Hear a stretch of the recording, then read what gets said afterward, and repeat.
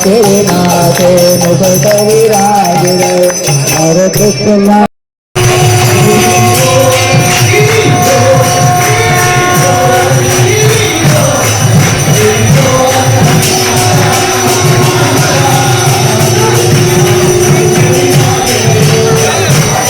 नमस्कार, आप देख रहे हैं सरल न्यूज। मैं प्रकाश मेहरा। तो आज गोवर्धन पूजा का पावन पर्व है और दिवाली के तुरंत 2 दिन बाद गोवर्धन की पूजा की जो क्यों की जाती है, यही जानने के लिए हम आज पहुंचे हैं दिल्ली के द्वारका इस्कॉन में। और हमारे साथ प्रभु जी हैं, उनसे जानते हैं कि आखिर गोवर्धन की पूजा क्यों की जाती है, उसका एक आध्यात्मिक अर्थ क्या है। उनसे समझते हैं कि आखिर गोवर्धन की पूजा क्यों होती है, किस तरह से ये गोवर्धन की पूजा का यहाँ पर उत्सव मनाया गया, क्या कुछ खास रहा और क्या विशेष है यहाँ पर किया गया। पहले तो हरे कृष्णा, गिरिराज गोवर्धन महाराज की जय। तो हर साल की तरह इस बार भी इस्कॉन द्वारका में बहुत ही भव्य आयोजन किया गया है। एक महा महोत्सव का प्रस्तुत आज हुआ है यहाँ पे गिरिराज गोवर्धन जी के लिए। और हम सब जानते हैं कि गिरिराज गोवर्धन जी के साथ जो भगवान की जो एक बहुत ही सुंदर लीला भगवान ने प्रदर्शित किए थे आज से 5000 साल पहले ब्रज में। तो इस ब्रज में ये लीला हुआ था जब दिवाली की एक दिन बाद। तो इसी से ही हम भी हर साल इस्कॉन मंदिर में या पूरे देश विदेश में हर मंदिरों में गोवर्धन पूजा बहुत ही भव्य तरीके से आयोजित किया जाता है। तो इस प्रोग्राम में यहाँ पे एक अन्नकूट का व्यवस्था किया जाता है। अन्नकूट मतलब यहाँ पे चावल, बहुत कलरफुल चावल होते हैं, हलवा होते हैं, व्यंजन होते हैं, इसके साथ फ्रूट्स होते हैं। तो इस प्रकार के बहुत प्रकार के ऐसे व्यंजनों को एक साथ लेके ये अन्नकूट पर्वत बनाया जाता है। और बिल्कुल उसको अगर देखते ही आपको लगेगा कि हम गोवर्धन में आ चुके हैं। और ऐसे पर्वतों को यहाँ पे भगवान की प्रदक्षिण किया जाता है, गोवर्धन जी के उनको ऑफर किया जाता है। और इससे पहले ये जो उत्सव का शुरुआत होता है, ये गौ पूजा से होता है। गौ पूजा से क्यों होता है? क्योंकि गोवर्धन, अगर हम गोवर्धन को संधि विच्छेद कर ले तो आप देख रहे हैं गोवर्धन। गो मतलब गाय, वर्धन मतलब पोषण है। तो गायों की पोषण किया जाता है। तो गोवर्धन की पूजा के माध्यम से हम गायों की पोषण गोवर्धन महाराज जी करते हैं। तो उसी को ही हम इस उत्सव के माध्यम से लोगों को बताते हैं और भगवान ने उसी कारण से ही ये लीला किया। कहीं ना कहीं लोगों के मन में कई प्रश्न होते हैं, जैसे गोवर्धन की पूजा होती है तो गोवर्धन की पूजा ही क्यों की जाती है। क्योंकि श्री कृष्ण ने जब गोवर्धन पर्वत उठाया था तो लोगों के मन में कई सवाल थे कि इंद्र की बजाय गोवर्धन की को ही भगवान क्यों माना था। आप इसका शाब्दिक अर्थ बताएंगे क्या? जी, एक्चुअली अगर आप शास्त्रों में देखा जाए तो ये जो एक जब 5000 साल पहले जब ब्रज में एक नियम था कि हर साल को इंद्रदेव की पूजा किया जाता था। तो ये उनका पारंपरिक पूजा थे। बट भगवान कृष्ण ने जब यहाँ आए और उन्होंने हम सबको इस लीला के माध्यम से ये समझाना चाहते हैं कि भगवान ही सर्वश्रेष्ठ है, ईश्वर परम कृष्ण है। और उन्होंने इसके माध्यम से बता रहे हैं कि इस लीला में अगर आप देख पाएंगे कि भगवान अपने पिता को कहते हैं कि आप इंद्र की पूजा क्यों कर रहे हैं, इंद्रदेव की पूजा क्यों कर रहे हैं। क्योंकि इंद्रदेव तो बारिश देना उनका कर्तव्य है, ड्यूटी है, वो बारिश देंगे क्योंकि उनको भगवान ने इसी सेवा के लिए उनको रिक्रूट किया है।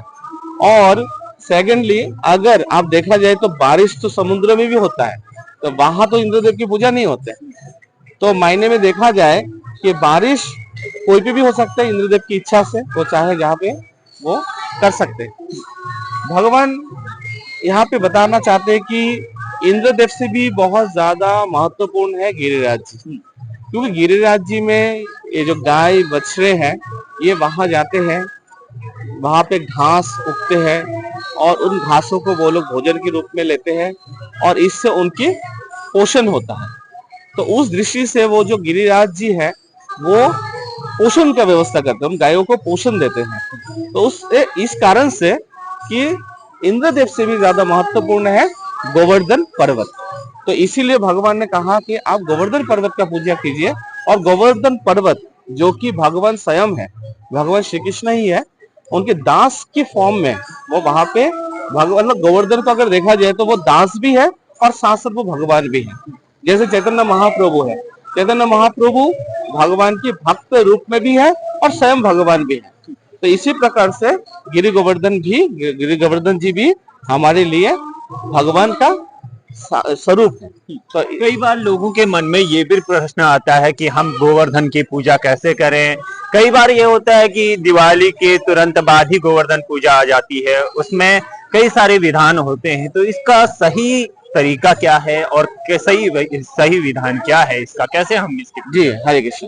एक्चुअली गोवर्धन का पूजा, जैसे मैंने कहा कि गोवर्धन, तो इस दिन गायों की विशेष रूप से पूजा की जाती है। तो शुरुआत गायों की और उनके बच्चों की पूजा होती है। इनको विशेष रूप से आरती किया जाता है और उनको चारा या और भी जो उनके लिए खाद्य सामग्री है वो हम गाय माता को, गौ माता को हम ऑफर कर सकते हैं। साथ ही साथ हम उस दिन गिरि गोवर्धन जी के लिए भी विशेष प्रकार का व्यंजन बना सकते हैं। आप ये व्यंजन घर पे भी बना सकते हैं। आप ये व्यंजन बना के मंदिर में, जैसे हमारे यहाँ मंदिर में बहुत सारे डिवोटी ऐसे हैं जिन्होंने यहाँ पे व्यंजन बना के लेके आए और गोवर्धन जी को ऑफर किया।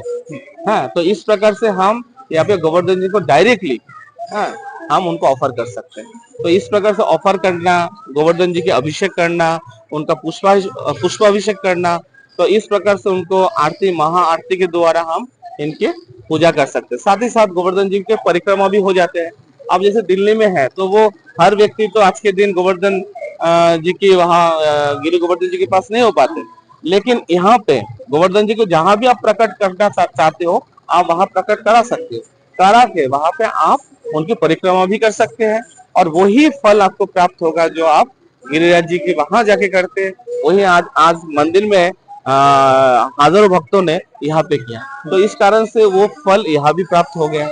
तो इस प्रकार से हम देख सकते हैं। प्रभु जी, एक बड़ा सवाल ये है कि जैसे कई लोग हैं जो प्रकृति और पर्यावरण से गोवर्धन पूजा को जोड़ते हैं, इसका विशेष महत्व क्या हो सकता है और क्या कुछ संदेश आप देना यस, बहुत अच्छी बात है।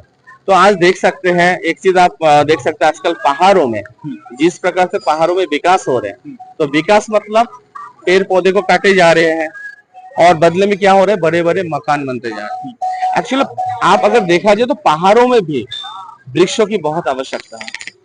तो वृक्ष को अगर बचाना हो तो हमें पर्वतों से प्रेम करना पड़ेगा। आप जब तक प्रकृति से प्रेम करेंगे तो प्रकृति भी आपको बदले में प्रेम देगा।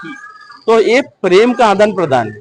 तो इसी प्रकार से हम देख सकते, जो भगवान जब लीलाओं में थे तो उन्होंने गोवर्धन की बहुत अच्छे से टेक केयर करते थे। वहां पे पेड़ पौधे से, हरियाली से भरे हुए थे। आज भी आप अगर जाएंगे तो आप देखेंगे, आज भी वो दृश्य देखता है वहां पे, वो हरियाली आज भी दिखाई देता है। लेकिन वो 5000 साल पहले जो वो था, जिस प्रकार से हरियाली था, आज थोड़ा कम है, लेकिन अभी भी वो विशेषताएं दिखाई देता है वहां पे। लेकिन ये चीज अगर हम हर अलग अलग क्षेत्रों में भी अगर हम इस चीज को कर सकते हैं तो वहां भी हम प्रकृति को बचा सकते हैं और इस तरह से हम बहुत ही अच्छे ऑक्सीजन, हाँ, हवा ले सकते हैं। तो ये बहुत आवश्यकता है। कई जगह मैंने ये भी सुना है कि जब भी गोवर्धन पूजा होती है तो विनम्रता का एक बड़ा संदेश जाता है। आप बताएंगे कि किस तरह से विनम्रता का एक संदेश लोगों तक जाता है जो संपूर्ण सृष्टि आज भी उस चीज को मान रही है। जी जी, देखिए, विनम्रता मतलब ये है कि आप जब अपनी अहंकार, जो फॉल्स ईगो है, अगर हम अपने आप की अस्तित्व को समझ जाए, अपने स्वरूप को समझ जाए, तो ये विनम्रता आपको दिखने को मिलेगा। कृष्ण कॉन्शियस मूवमेंट के द्वारा हमने ये सीखा है कि हम अपने स्वरूप को समझ पा रहे हैं कि हम कौन है। हाँ, जीवेर स्वरूप है कृष्ण निष्ठ दास, तो we are the eternal servant of lord Krishna. जब आप इस बात को समझ जाएंगे, इस बात को आप अपने जीवन में उतारने की प्रयास करेंगे, तो आपके अंदर वो विनम्रता भाव आपको प्रकट होती हुई दिखेगी। तो गिरि गोवर्धन जी की सेवा में भी हम देखते हैं कि भगवान एज ए गिरी गोवर्धन उन्होंने एक दास के रूप में इन्होंने ब्रजवासियों की सेवा की, भगवान की सेवा की, गौ बाछड़ों की सेवा की। इस प्रकार से वो अपनी विनम्रता वहां भी प्रकाश करते हैं और साथ साथ वो भगवान भी है, इस बात को भी प्रमाण भगवान अपने लीलाओं में दे चुके हैं।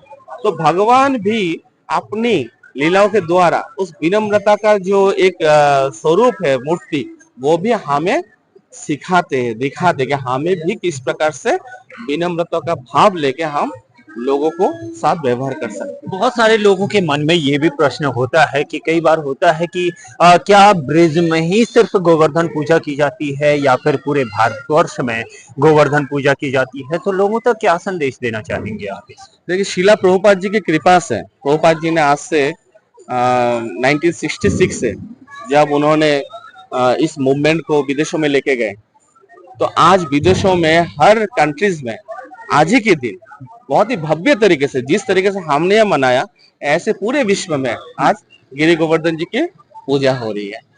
तो ये बहुत ही अच्छे एक आप देख सकते हो कि हर जगह पे आज के दिन पे गिरी गोवर्धन जी की पूजा हो रही है। तो ऐसा है कि हर व्यक्ति गिरिराज गोवर्धन जी के पास होना संभव नहीं होता, तो वो अपने क्षेत्र में भी इस प्रकार से भगवान की गिरी गोवर्धन जी की एक कृति तैयार करके वहां पे वो अपने अपने क्षमता के अनुसार वहां पूजा कर सकते हैं और वो पूरा लाभ, वही लाभ वो वहां पे ले सकते हैं। श्री कृष्ण को आज 56 प्रकार के भोगों का भी एक संबंध माना जाता है। क्या कहते हैं कि जिस तरह से 56 प्रकार के भोगों का एक वो है, संबंध है, तो इससे क्या संबंध है? 56 भोग तो भगवान को अनेक प्रकार की व्यंजन भगवान को ऑफर किया जाता है, तो भोग अर्पित किया जाता है। तो 56 भोग एक विशेष मतलब एक संख्या है। कोई पे 108 प्रकार के भोग भी लगाते हैं, कोई पे 1008 प्रकार के भोग लगाते हैं।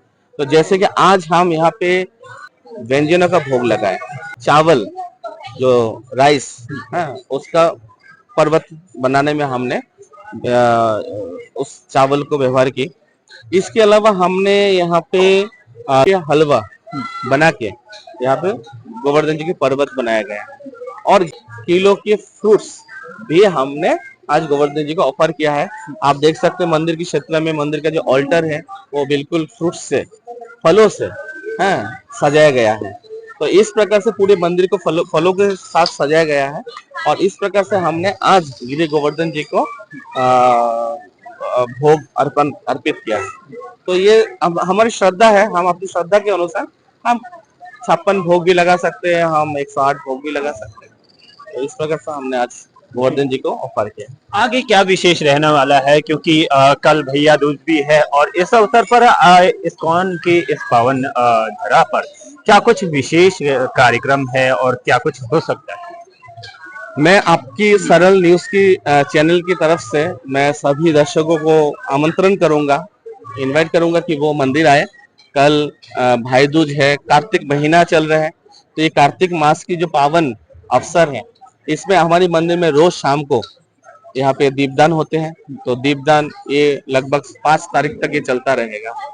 इसके अलावा कल भाई दूज है, तो सभी भाई बहन जो है वो सिस्टर्स वो आ सकते हैं यहाँ पे मंदिर में आके हमारी शिव विग्रह सेवा जो डिपार्टमेंट है वहां पे आके वो संपर्क कर सकते हैं।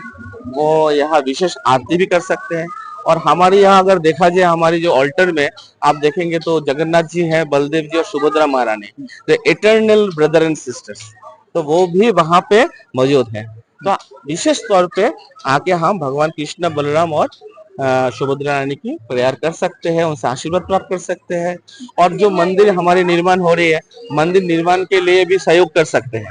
यहाँ पे 1 स्क्वायर फुट टाइल्स का भी बुकिंग करके अपनी बहन के नाम पे, अपने सिस्टर के नाम पे या अपने ब्रदर्स के नाम पे भी वो अपना टाइल्स बुक कर सकते हैं। और इसके अलावा 25 अक्टूबर को हम यहाँ पे एक बहुत ही मेगा मतलब जैसे बिग बड़े लेवल पे यहाँ पे दीपदान का एक हम आयोजन करने जा रहे हैं। यहाँ पे आप उस दिन देखेंगे पूरे मंदिर परिसर में दियों से भरा होगा। तो क्योंकि 25 अक्टूबर जो है हमारी इस्कॉन के फाउंडर आचार्य श्रील प्रभुपाद जी के तिरुभाव दिवस है। हाँ, तो उस दिन हम आपके चैनल के माध्यम से हम सभी को निमंत्रण करेंगे कि वो आए और इस उत्सव का लाभ उठाएं। हरे कृष्ण।